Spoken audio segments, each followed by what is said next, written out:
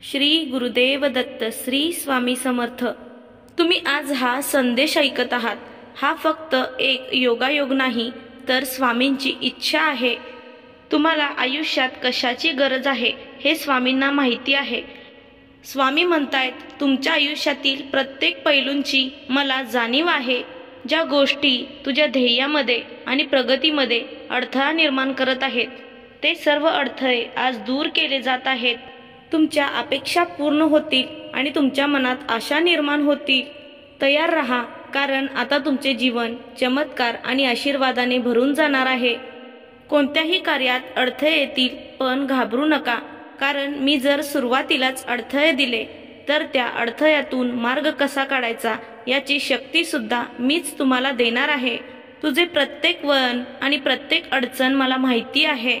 तू पुढे जा, मी तुझ्या प्रत्येक पावलावर तुझ्या सोबत आहे. स्वामी म्हणतायत, मला तो क्षण माहिती आहे जेव्हा तू स्वतःवरील विश्वास गमावतोस. तू स्वतः स्वावलंबी व्हावास हीच माझी इच्छा आहे. म्हणूनच आज मी तुझ्यापर्यंत पोहोचलो आहे. तुला एका महान कार्यासाठी निवडले गेले आहे. जर तू माझ्यावर विश्वास ठेवलास तर तू काहीही करू शकतोस. आता पुन्हा वेळ आली आहे अंधारातून प्रकाशाकडे जाण्याची. जेव्हा तुम्ही आशा गमावता तेव्हा तुम्हाला आतून गुदमरल्यासारखे वाटते आणि मग तो अंधार तुमच्या मनाला वेढवून टाकतो. पण लक्षात ठेव, त्या अंधारात मी तुझ्या सोबत असेन. माझा हात नेहमी तुझ्या खांद्यावर असेल, कारण माझे प्रेम कायम तुझ्या सोबत असणार आहे. मी त्या ठिकाणीही पोचतो जिथे तुला वाटते की कोणीही पोहोचू शकत नाही. ज्या दिवशी तू पूर्णपणे तुटून जाशील त्या दिवसापासून माझा चमत्कार सुरू होईल. कारण जोपर्यंत तू पूर्णपणे स्वतःची काळजी घेत राहशील तोपर्यंत तू मला पूर्णपणे समर्पित करू शकणार नाहीस. पण जेव्हा तू म्हणतोस, श्री स्वामी समर्थ, आता माझी तुम्हीच काळजी घ्या, तेव्हा मी उठेन आणि तुझ्या जीवनातील प्रत्येक तुटलेला भाग मी स्वतःच्या हाताने जोडेल. तुला वाटतं की हा शेवट आहे, पण लक्षात ठेवा, इथूनच खरी तुमच्या आयुष्याला सुरुवात होणार आहे. जे गमावलं आहे, जे तुटलं आहे, ते कधीही परत येणार नाही आणि तू फक्त तेच पाहत आहे. पण लक्षात ठेव, मी ते पाहतोय जे तुला आयुष्यात पुढे घेऊन जाणार आहे. तुझ्या आयुष्यात तू जे काही गमावलंस ते तुझ्या आयुष्याचा संपूर्ण भाग नव्हती. ते फक्त एक अध्याय होते. आता तुझ्यासाठी एक नवीन अध्याय लिहिला जात आहे. असा अध्याय ज्याची तू कधी कल्पनाही केली नसशील. जर तुला ही शैली आणि प्रवाह आवडत असेल तर मला नक्की सांग. फक्त इतकंच लिही, हे स्वामी समर्था, माझा तुमच्यावर पूर्ण विश्वास आहे आणि मला कायम संकटात साथ द्या. मला मागे खेचणाऱ्या चुकीच्या लोकांपासून नेहमी दूर ठेवा. माझे दुःख संकट दूर करा. माझ्या मदतीसाठी धावून या. देवा, मी कृतज्ञ आहे. मी तुमचे महान कार्य करत आहे आणि मी भाग्यशाली आहे की मला तुमची साथ मिळाली आहे. हे सर्व कमेंट बॉक्समध्ये लिहून तर पहा आणि मग तुमच्या आयुष्यात कसा चमत्कार होतो ते पहा.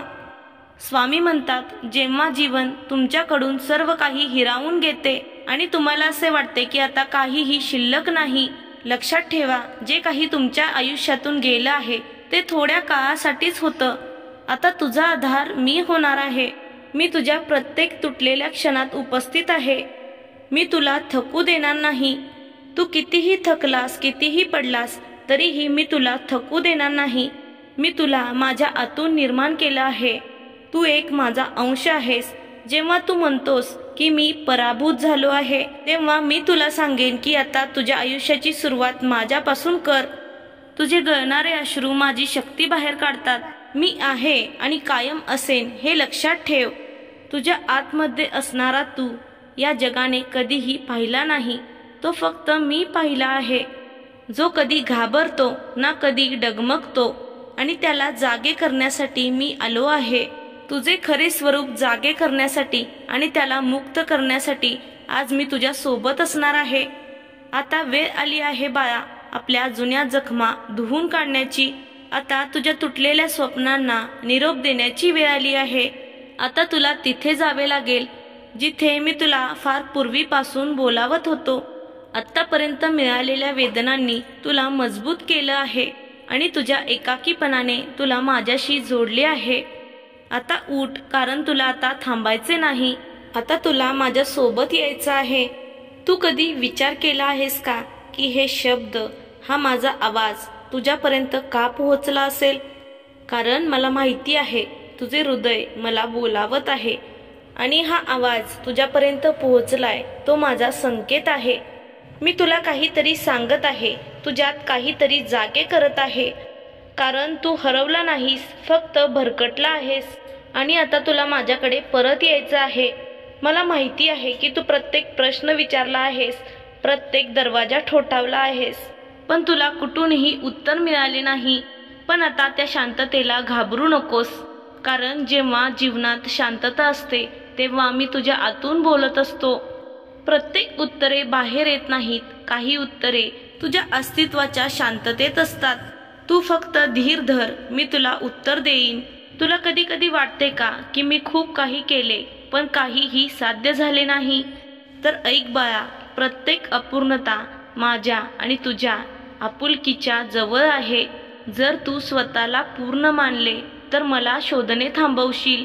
मी तुझ्या आयुष्यात काही रिकाम्या जागा जाणून बुजून सोडल्या आहेत, जेणेकरून माझा प्रकाश त्यात उतरला जाईल. तुझ्या अपूर्ण गोष्टीच तुला माझ्याकडे खेचतात, म्हणून त्या अपूर्ण गोष्टींना आशीर्वाद माना. तू तो क्षण अनुभवला आहे का की जेव्हा तुला वाटले प्रत्येकाने तुला एकटं सोडून दिलं आहे? मित्र, कुटुंब आणि अशा सर्वजण एका मागोमाग एक निघून गेले, पण नेहमी एक शांत भावना तुला सांगत राहिली की स्वामी तुझ्या सोबत आहेत. आणि ते नेहमी म्हणतात, मी इथे आहे, मी इथे आहे, मी नेहमी तुझ्या सोबत असणार आहे. तुझ्या सर्वात कडक क्षणांमध्ये मी तुझ्या जवळ येत आहे. मी माझा हात तुझ्या खांद्यावर ठेवतो आणि काहीही न बोलता तुला आधार देत राहतो. तू स्वतःलाच कधी कधी दोष देतोस. तुझ्या रागामुळे, निर्णयांमुळे तुला वाटतं की मी योग्य नाही, पण मी तुला परिपूर्ण म्हणून पाठवले नाही. तुझ्या चुका तुला नष्ट करत नसून तुला आकार देत असतात. तू जसा आहेस तसाच मला आवडतोस, तुटलेला तरीही खरा, कारण मी स्वतःला तुझ्यात पाहतोय. बाळा, जी भीती तुला कैद करून ठेवतेय ती तुला आतून बदलू शकते. कारण ज्या क्षणी तू त्याचा सामना करतोस त्या क्षणी तुझा नवीन जन्म होतो. मी या गोष्टीसाठी पात्र आहे का? मला हे जमेल का? तू सतत असा विचार करतोस ना, पण लक्षात ठेव, तू माझा एक अंश आहेस जो माझ्या सावलीत उभा असतो. तो कधीही भीतीला बळी पडत नाही. प्रत्येक भीती ही एक नवीन दरवाजा आहे, जिथे तू प्रवेश केल्यास तुला सर्वत्र प्रकाश दिसून येईल. बाळा, कधी कधी आपले स्वतःचे लोक सुद्धा आपल्याला परक्याची वागणूक देतात. ज्या लोकांकडून तुला अपेक्षा होत्या तेच लोक तुला पाठ दाखवतात आणि मग तुला आश्चर्य वाटते की खरंच मी एकटा आहे का? पण मी म्हणतोय, तू एकटा नाहीस, मी तुझ्या सोबत आहे. तुझा माझ्यावर विश्वास आहे ना? मग कमेंट बॉक्समध्ये होय स्वामी असे टाईप कर. लक्षात ठेव, जे नाते तुला ओझे वाटते ते तुझे नातेच नाही, आणि नात्यात जे अंतर निर्माण होत आहे ते माझ्या योजनेचा भाग आहे. कधी कधी मी लोकांना तुझ्यापासून दूर करतो, कारण तू स्वतःला शोधू शकशील. जेव्हा तू तुटून कोणाशी तरी बोलतो तेव्हा तो व्यक्ती समजून घेण्याऐवजी तुम्हाला न्याय शिकवतो, तेव्हा सर्वात जास्त दुःख होते. तुमचे शब्द अपूर्ण राहतात आणि तुमचे मन आणखीन एकटे होते. पण ऐक, मला प्रत्येक भावना माहिती आहे जी तू शब्दात व्यक्त करू शकत नाहीस. मी तुझी शांतताही ऐकून घेत असतो आणि जेव्हा तू माझ्याकडे येतोस तेव्हा मी तुला सत्यात पाहतो, तेही कोणत्या अटींशिवाय. मला माहीत आहे की तू थकून गेला आहेस. धावून पळून तुझे धैर्य कमी होत आहे. सतत एकच प्रश्न मनात येतो ना की मला आणखीन किती सहन करावे लागेल?